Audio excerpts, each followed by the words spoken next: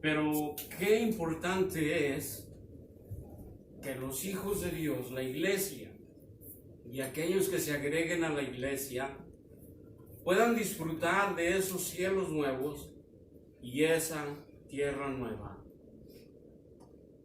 No solamente hay gozo en ello, sino que sabe usted que usted ya no va a trabajar para nadie. Usted ya no va a labrar la tierra para alguien más. Usted ya no va a hacer casas para alguien más. Usted ya no va a sembrar para alguien más.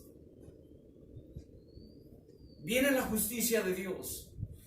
Daniel, o el ángel que tiene aquella plática con Daniel el profeta, viene aquel ángel para decirle que vendría el Mesías para traer la justicia perdurable.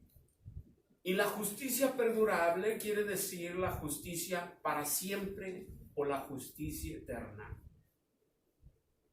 Y en estos momentos vivimos en un mundo disparejo, lleno de injusticias, donde el más rico es más rico, donde el más pobre es más pobre.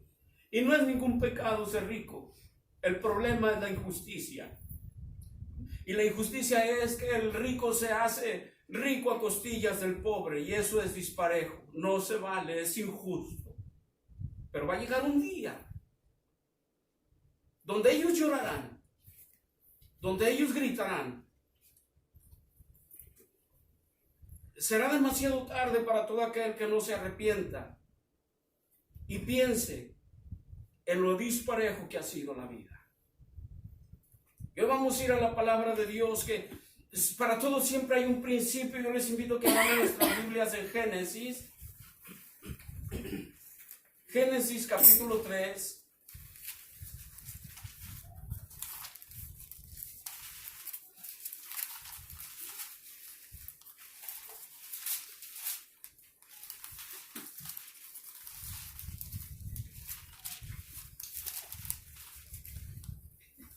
Versículo 14.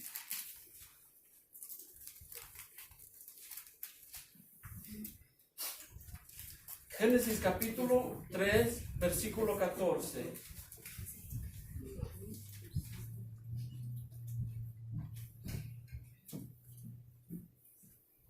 Vamos a leer desde el 13.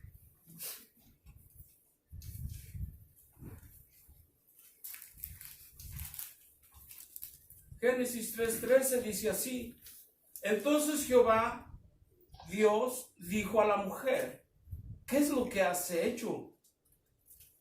Y dijo la mujer: la serpiente me engañó y comí. Y Jehová Dios dijo a la serpiente: por cuanto esto hiciste, maldita serás entre todas las bestias y entre todos los animales del campo. Sobre tu pecho andarás y polvo comerás todos los días de tu vida. Nos encontramos nosotros ante una situación de desobediencia.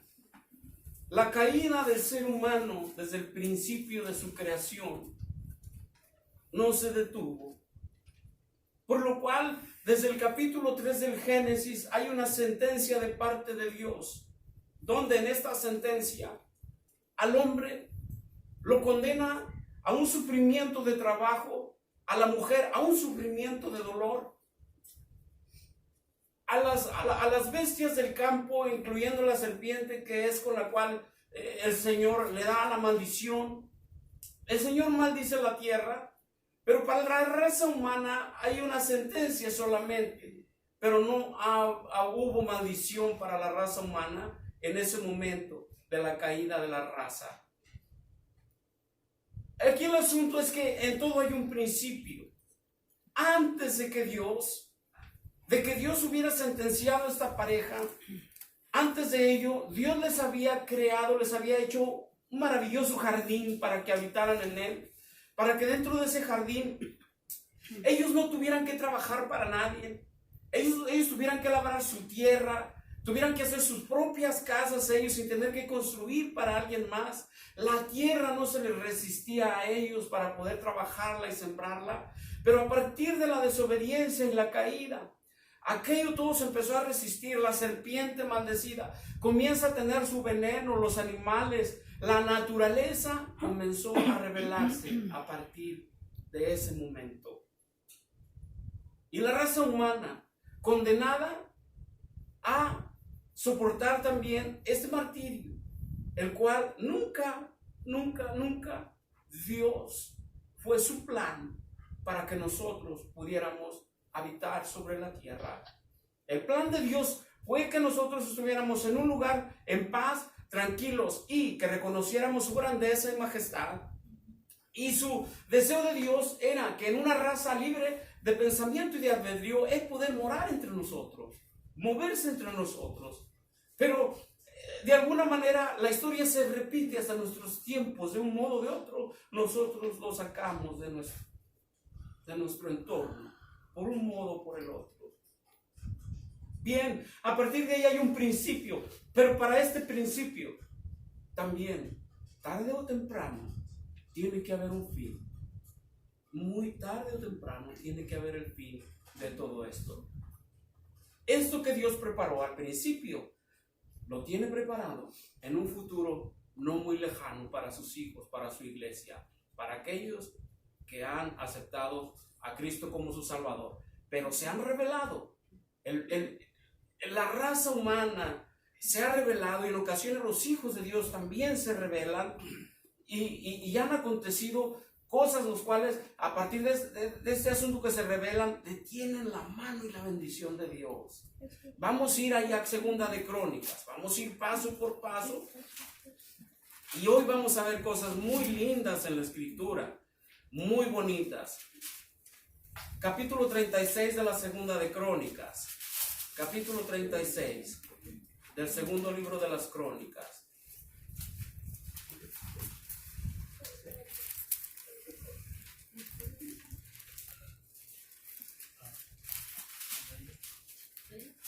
Capítulo 36 del Segunda de Crónicas, capítulo 36, versículo 15 en delante. Vamos a leer algo importante.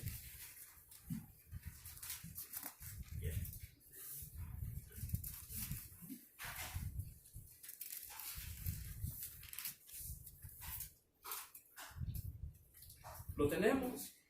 Segunda de Crónicas 36, 15. Dice así la palabra de Dios. Y Jehová, el Dios de sus padres, envió constantemente, ¿qué cosa? Palabra. Por medio de sus mensajeros, porque Él tenía misericordia de su pueblo y de su habitación. Mas ellos hacían escarnio de los mensajeros y de Dios, y menospreciaban sus palabras, burlándose de sus, ¿quiénes? Profetas. Hasta que subió la ira, ¿de quién? De Jehová contra el pueblo, y no hubo ya, ¿qué cosa? Remedio. Ya no tuvo solución el asunto. Del Génesis hasta el libro de las Crónicas, o sea, los tiempos de Salomón, se sigue repitiendo la misma historia. Dice la palabra de Dios que Dios les enviaba profetas, les enviaba mensajeros, y ¿sabe algo? Que ellos los mataban, los apedreaban, hasta que dijo Dios, se acabó. Ya no hay remedio, ya no hay solución para este asunto. Vienen las sentencias, y enseguida Dios entrega a su pueblo a otro pueblo totalmente escarnecedor, que fueron los caldeos. A principio de este capítulo podemos verlo. Lo entrega a los caldeos, a los babilonios, al rey Nabucodonosor, donde pasan cautivos por 4 imperios arriba de 70 años, y pagaron el grave error de haber sacado a Dios de su entorno. Se sigue repitiendo la historia hasta estos momentos que acabamos de leer en Crónicas. No había una definición de tiempos de la venida del Mesías. Desde el Génesis Hasta acá se menciona en los salmos, se menciona el Mesías, pero, escuche, pero no había un tiempo definido para que el Mesías llegara a la tierra de Israel. Pero llega un momento donde entre estos cautivos que salieron de la tierra de Jerusalén, cautivos a la Babilonia y a los siguientes imperios que los tuvieron, por ejemplo, los medos y los persas y el imperio babilónico, que fue el tiempo en el cual Daniel duró cautivo en ese imperio, encontramos la clave de la definición del tiempo en el cual el Mesías habría de venir. Vamos a Daniel, capítulo 9.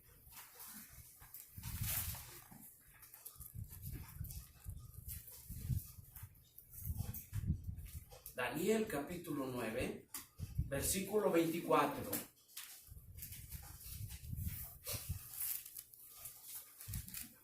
Miren, antes de que leamos, para no leer todo, nos tardaríamos mucho, pero antes de que entremos al capítulo 24, le menciono lo siguiente. ¿Por qué vamos a leer esto? Porque anteriormente Daniel, él se había encontrado afligido.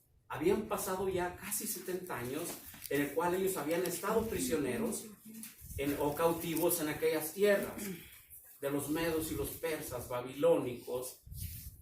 Y Daniel comienza a orar, comienza a pedir a Dios que le diera la revelación, que era lo que seguía con el pueblo.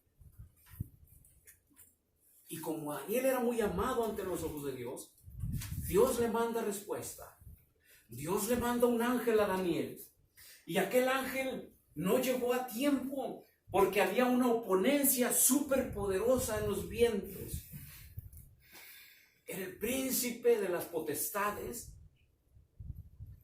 de las regiones celestes del imperio, medos y persas, y aquel poderío no dejaba que el ángel bajara. El ángel tuvo que pedir ayuda para poder bajar y darle la notificación, la noticia a Daniel. ¿Qué era lo que iba a pasar después de los 70 años con su pueblo? Y es donde le da el ángel, baja el ángel a darle noticias a Daniel. Y aquí en el 24 encontramos esta palabra. Daniel capítulo 9 versículo 24 dice así. 9:24. 70 semanas están determinadas sobre tu pueblo y sobre tu santa ciudad para terminar la prevaricación y poner el fin al pecado y expiar la iniquidad para traer, ¿qué cosa?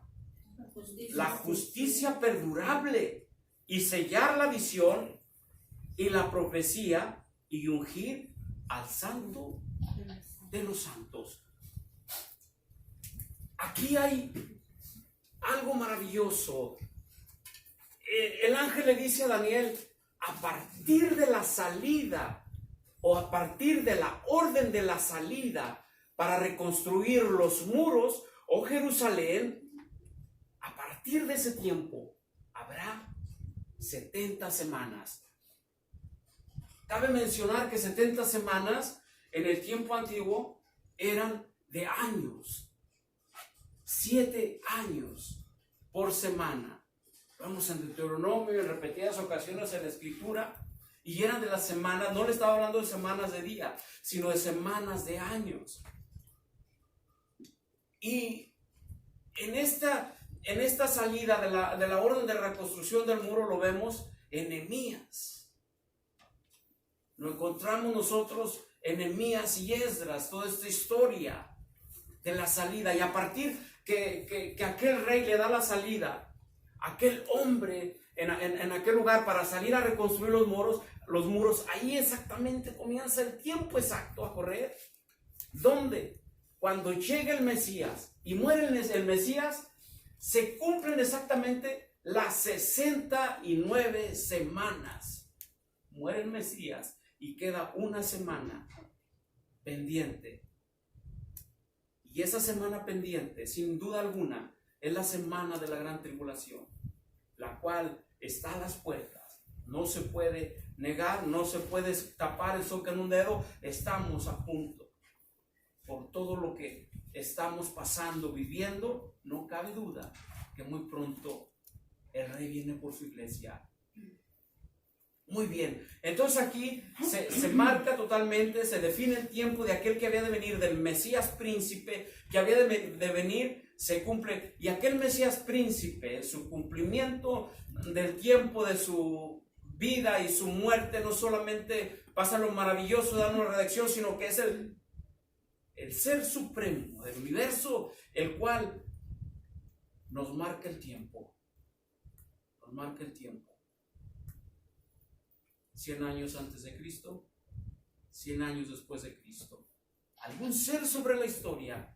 ¿Usted había escuchado acaso que habría un ser, o ha habido en la historia un ser que marque y que divida el tiempo? 50 después, 500 antes, y así sucesivamente. Ese Mesías príncipe fue Jesucristo, que vino, murió, resucitó y nos ofrece la salvación. De ahí en adelante hay un tiempo definido para la iglesia, hay un tiempo definido para el tiempo de Israel, pero que a la vez, al venir el Mesías príncipe al pueblo de Israel, eso beneficiaría también a nosotros con el tiempo. ¿Por qué? Porque también a nosotros, que éramos el olivo silvestre, no éramos parte del olivo real, viene por medio del Señor Jesucristo, nos injerta, nos convida, en pocas palabras, nos hace partícipes de aquel pueblo santo y nos hace partícipes de la salvación de nuestras almas. Dice la palabra de Dios que Él derribó aquel muro, para que aquel muro derribado de ambos pueblos hacer un solo pueblo. Y que ya a través de que ya somos un solo pueblo, ya no somos advenedizos. ¿Qué es advenedizo? Un advenedizo es alguien no bien deseado, un malhechor. Antes eso éramos para los judíos, advenedizos. Hoy no. Hoy somos pueblo de Dios, al igual que el pueblo de Israel. El pueblo de Israel, ahorita está ellos, hagan cuenta que ahorita están ellos esperando su tiempo. Ahorita la acción es la iglesia.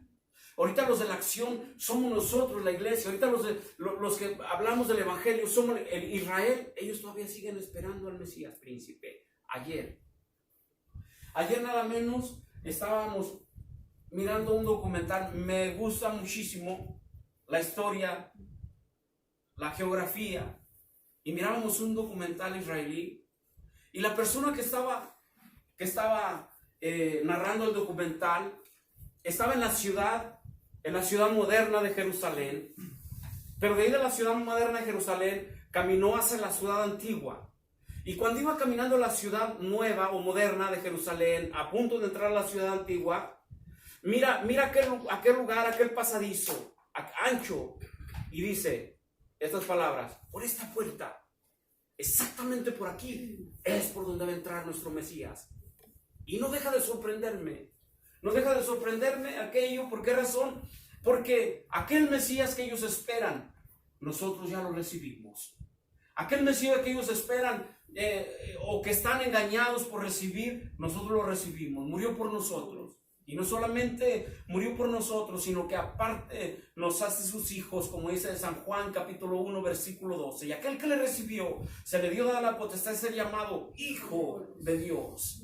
Qué bendición tan grande al venir nosotros a los caminos de Dios y poder acercarnos a nuestro Rey y Salvador. Bueno, entonces vemos que ahí está ya la historia. Pregunta, no solamente para los que estamos aquí, sino para aquellos que nos miran a la lejanía. ¿Usted se ha puesto a pensar qué hay después de la muerte? Mucha gente dice, bueno, ya nos morimos, se acabó todo. No, hermanos. No, amigos. Cuando morimos, comienza todo. Aquí vamos de pasadita. Somos peregrinos. Aquellos que han venido a servir a Cristo, hagan cuenta que son personas que están en un entrenamiento en esta tierra.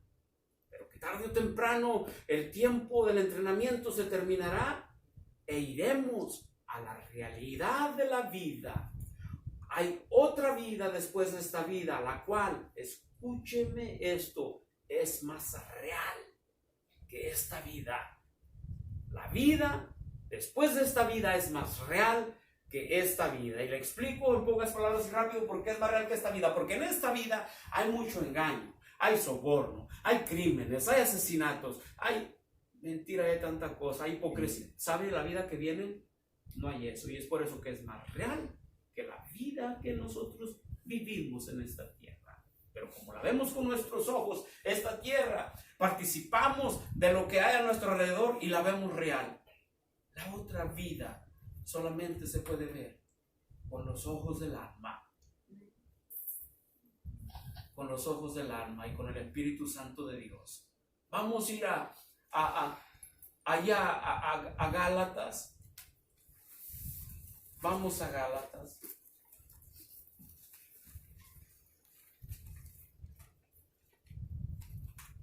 Porque mucha gente puede decir, bueno, sí realmente se refiere aquí al pueblo de Israel, pero que el Mesías, porque aquellas semanas y todo lo que debe acontecer estaban relacionados con el pueblo de Israel. Y alguien puede decir, bueno, eso era para Israel, pero llegando el Mesías príncipe nos bendijo al mundo entero. Porque de tal manera amó Dios al mundo, que ha dado su Hijo unigénito para que todo aquel que cree no se pierda. Todo aquel que en él cree no se pierda, mas tenga la vida eterna. Y vamos a Gálatas 3:25. Mire qué maravilloso que si nosotros estamos en Cristo, haga de cuenta que nosotros somos partícipes y herederos también de las promesas que se le fueron dadas a Abraham. Gálatas capítulo 3.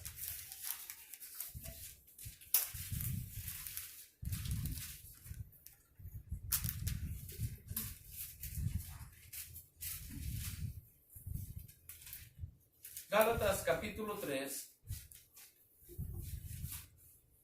versículo, vamos a leer desde el 25 para poderle tomar sabor a este asunto.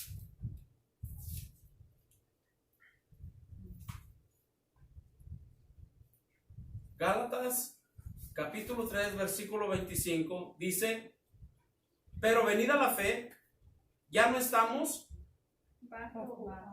bajo ayo. Pues todos sois hijos ¿de quién? De Dios. De Dios por la fe en Cristo Jesús. Porque todos los que habéis sido bautizados en Cristo, de Cristo estáis revestidos. Ya no hay judío ni griego, no hay esclavo ni libre, no hay varón ni mujer, porque todos vosotros sois uno en Cristo Jesús. El 29. Y si vosotros sois de Cristo, ciertamente, linaje de Abraham, sois herederos según la promesa. Ya ven como no nomás era para los del Antiguo Testamento. Porque aquí Daniel se refiere claramente a las 70 semanas. 70 semanas están determinadas para tu pueblo y para tu ciudad santa. Y mucha gente dice, bueno, eso era para sí. Esa profecía de las 70 semanas directamente para Abraham. Pero a la venida del Mesías, ahí marcaría el tiempo y la misericordia del Mesías nos tomaría a nosotros como misericordia y como salvación a todos aquellos que han venido a la fe y que le han recibido como su Salvador. Usted se ha preguntado, ¿qué va a ser de mí si yo esta noche duermo y ya no amanezco, ya no despierto? ¿Se ha hecho la pregunta, ¿a dónde iremos? ¿Qué va a ser de mí si salgo en este momento, un paro cardíaco, un ataque al corazón y ya no respiro más? ¿A dónde voy a ir? ¿Qué es mi futuro? La Biblia nos dice eso. Vamos a Lucas. La Biblia nos comparte todas estas maravillas extraídas de la Biblia. Solamente Dios, su Espíritu Santo, pudo dejarnos por eso es una herencia, por eso es un testamento. Pero como no lo vemos como monedas de oro, hermanos, por eso haga de cuenta que lo hacemos para un lado, porque pues son letras solamente, pero letras tan prometedoras. por ejemplo de vida eterna. Lucas capítulo 16, versículo 19.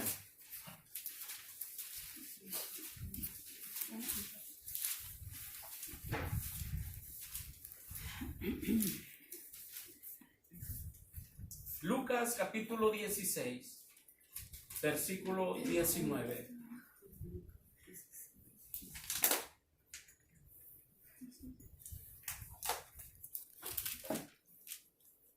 Lucas capítulo 16, versículo 19 dice así: había un hombre, ¿cómo era el hombre? Rico, que se vestía de púrpura y de lino fino, y hacía cada día banquete con esplendidez. Había también un mendigo llamado Lázaro, que estaba echado a la puerta de aquel lleno de llagas, y hacía saciarse de las migajas que caían de la mesa del rico. Y aún los perros venían y lambían las llagas. Aconteció que murió el mendigo y fue llevado ¿por quién? Por los ángeles al seno de Abraham. Y murió también el rico y fue sepultado. El 23. Y en el Hades alzó sus ojos, estando en tormento, y vio de lejos a Abraham y a Lázaro en su seno. Entonces él, dando voces, dijo: Padre Abraham, ten misericordia de mí, y envía a Lázaro para que moje la punta de su dedo en agua y refresque mi lengua, porque estoy en tormento en esta llama. Mucha gente ha dicho que esta es una parábola, pero yo encuentro algo especial en esto. Note muy bien, en las parábolas nosotros nos encontramos con la naturaleza, nos encontramos que el Señor Jesús ilustra con la siembra, el sembrador, el maíz, el rico, el que se fue lejos, el amo que va y regresa. Pero en esto me encuentro con nombres de personajes importantes, por lo cual esto no es una parábola. Esta es una historia real que nuestro Señor Jesucristo está narrando en esa época. Hay personajes reales con nombres reales. Solo Él sabe cómo llegó esa historia a su presencia. Pero aquí no hay el sembrador, aquí no hay el trigo, la cizaña, no, aquí va directamente a nombres. Por lo tanto, este no es una parábola, es una advertencia seria que después de esta vida hay otra vida y que hay dos lugares diferentes. Está aquel lugar que está en tormento, usted lo acaba de leer en la palabra de Dios. Esto no es un asunto de condenar, de asustar, sino de ver la realidad. Por eso le estoy diciendo que esta vida venidera es más real que la vida que estamos viviendo en este momento.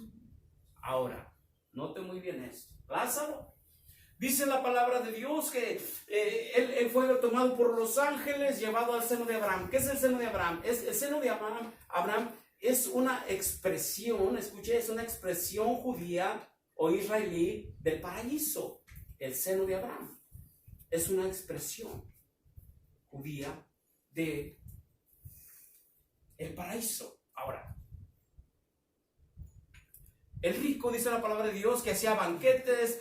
No era problema que se hiciera sus banquetes, no era problema que hiciera fiestas y que todo ese tipo de cosas. Aquí hay un problema, que había alguien que estaba a las afueras, deseando saciarse con las migajas que caían de la mesa de aquel rico.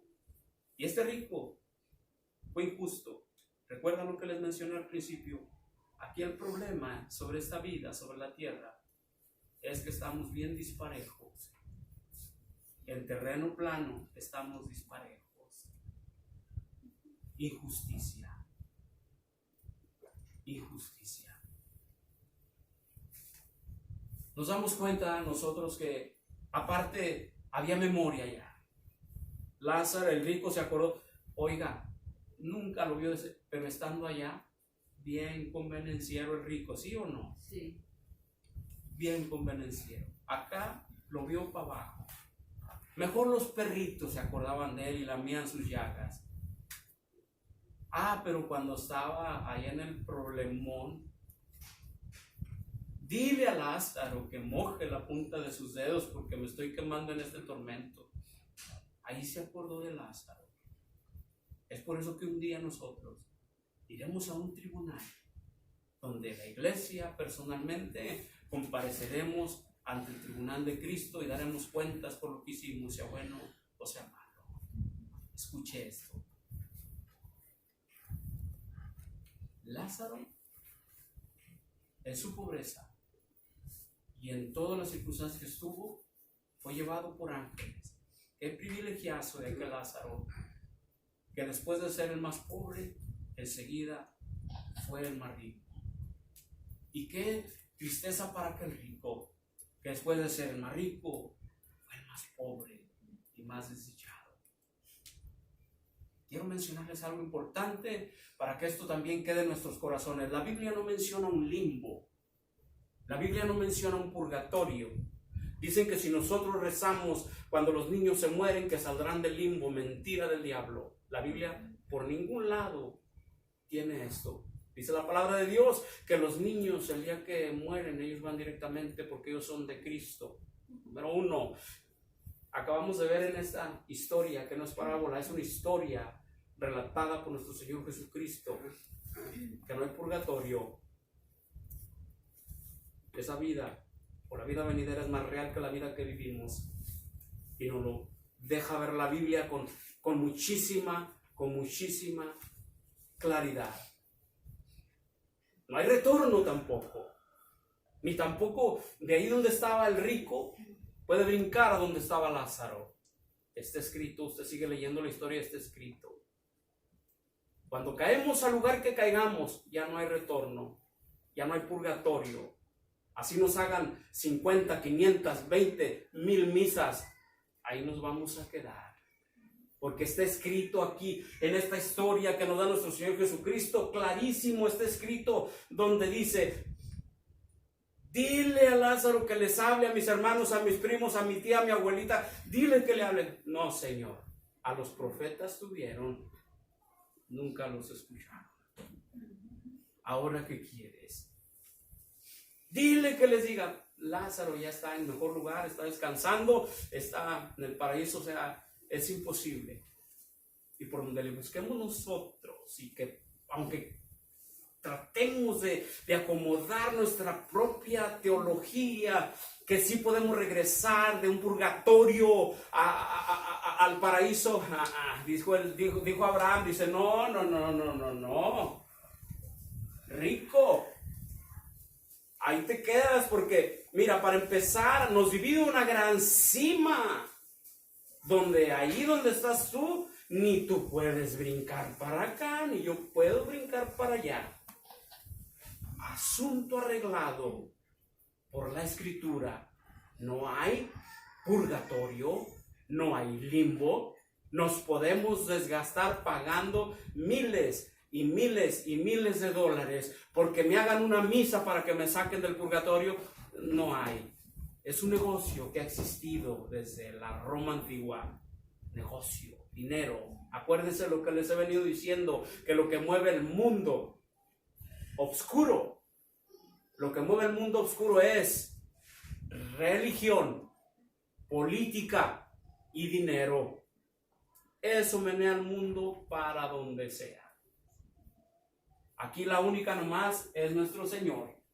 Es donde podemos refugiarnos nosotros, donde podemos tomar esperanza y nada más. Vamos a seguir en la palabra de Dios. Entonces ya miramos esto, que yo no sé si usted meditó dónde iremos el día que nos llame el Señor a cuentas. ¿Dónde iremos?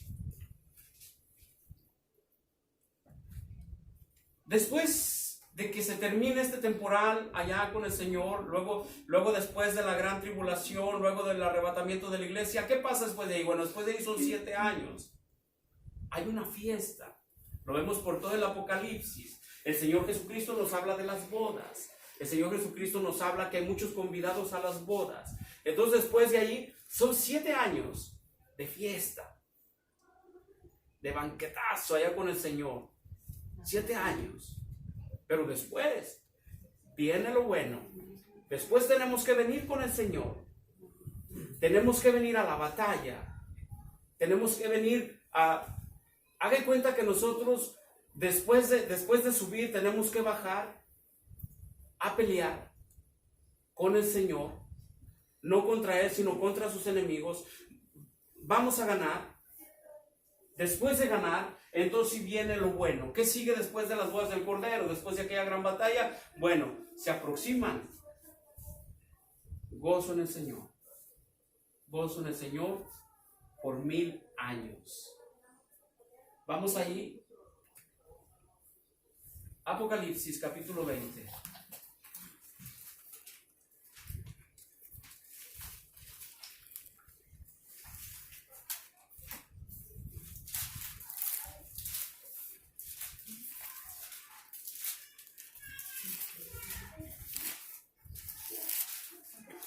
Apocalipsis capítulo 20, versículo 6.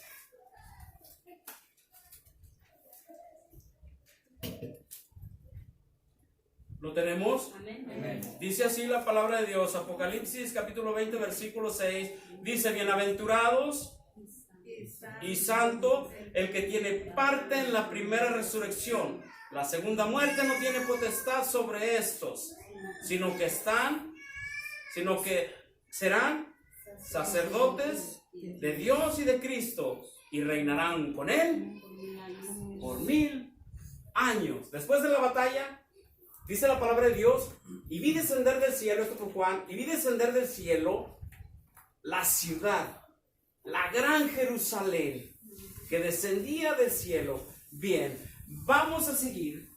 Después de aquella gran batalla, viene esta bendición de poder reinar y morar con Cristo por 1000 años. Este es el milenio. El milenio. Vamos a Isaías.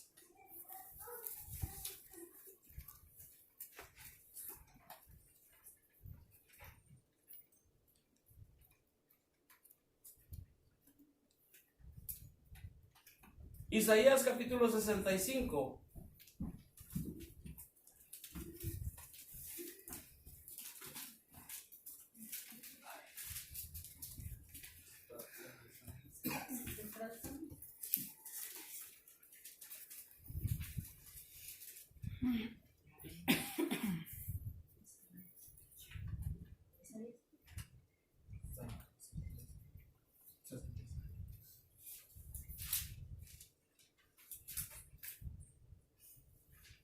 Isaías capítulo 65, versículo 25. Vamos a leer desde el 21, por favor. Isaías capítulo 65, versículo. Vamos al 21. 65, 21. ¿Estamos? Amén. Mira lo que dice la palabra de Dios. Edificarán casas y morarán en ellas. Plantarán viñas y comerán el fruto de ellas. No edificarán para que otro habite, ni plantarán para que otro coma, porque según los días de los árboles serán los días de mi pueblo, y mis escogidos disfrutarán la obra de sus manos. No trabajarán en vano, ni darán a luz para maldición, porque son linaje de los benditos de Jehová, y sus descendientes con ellos.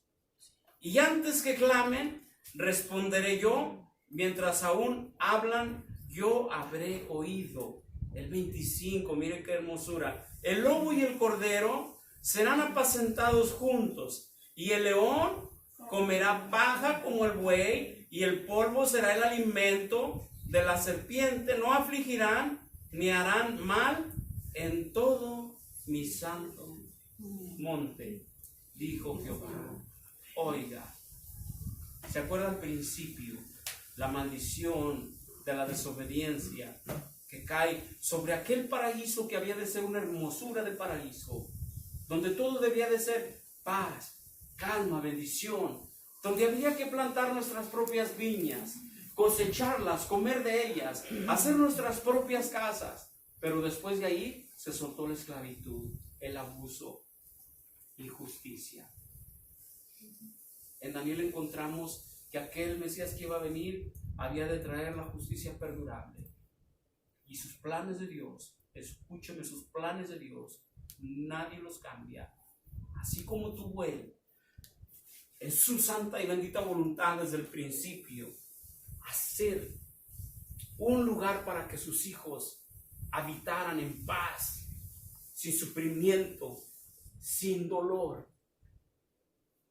Pero que la maldad del hombre ha llevado al extremo de que Dios a la misma vez no se permita que Él, siendo Dios, se le falte como si no lo fuera. Aquello que al principio tuvo en bien de hacerlo y que el mismo hombre destruyó, aquello mismo se va a llevar a cabo en el milenio. Esa visión que Dios tuvo al principio la tiene que llevar a cabo al final de esta tierra, pero tiene que limpiar primeramente los cielos, la tierra, nuestros corazones y el universo. El universo está bien contaminado, ¿sabe usted? Es donde moran las regiones celestes, y aquellas regiones celestes son las que comandan y controlan cada país del mundo. Entonces dice la palabra de Dios que como un pergamino será arrancado todo y desaparecido todo, y enseguida de eso, entonces la nueva tierra y el cielo nuevo. Y dice la palabra de Dios que ahí estaremos. ¿Por cuántos años? ¿Cuántos? 1000 años. 1000 años. Oiga, pero mucho ojo con esto. Después de 1000 años, aquel que fue atado, la serpiente antigua, va a ser suelto otra vez, después de 1000 años. Y entonces si Dios y su buena voluntad de que estemos en el milenio, que por fe vamos a estar, cuando sea soltado otra vez, que Dios nos ayude, porque va a salir bravo, enojado, como león rugiente en estos tiempos. Pero viene lo maravilloso. Ahora seremos otros, transformados, con nuevos cuerpos, nuevo espíritu, y Dios con nosotros, reinando como lo acabamos de leer. Ahora, estos tiempos como están de difíciles, preparemos nuestros corazones, esforcémonos por llegar allá, esforcémonos. Oiga, ¿quién ha dicho que somos perfectos? Es nuestra lucha día con día, la imperfección en nuestra vida. Pero hay buenas noticias. Dice Juan Apóstol por allá en la primera de Juan, capítulo 2 en delante, dice: hijitos míos, no pequen. Pero si alguno pecare, abogado tenemos para con Jesucristo el justo. Y dice también en sus cartas el apóstol Juan: la sangre de Cristo nos limpia de todo pecado. ¿De cuáles pecados? ¿De los que pasaron nomás? No, hermanos, de los pasados, presentes y futuros. Así. Una cosa nomás: mientras hay vida, hay esperanza. Cuidado, que no nos agarre la noche en un movimiento oscuro y que no tengamos el tiempo de podernos arrepentir y hacer las paces con Dios. Eso es todo. Vamos a ponernos de pie.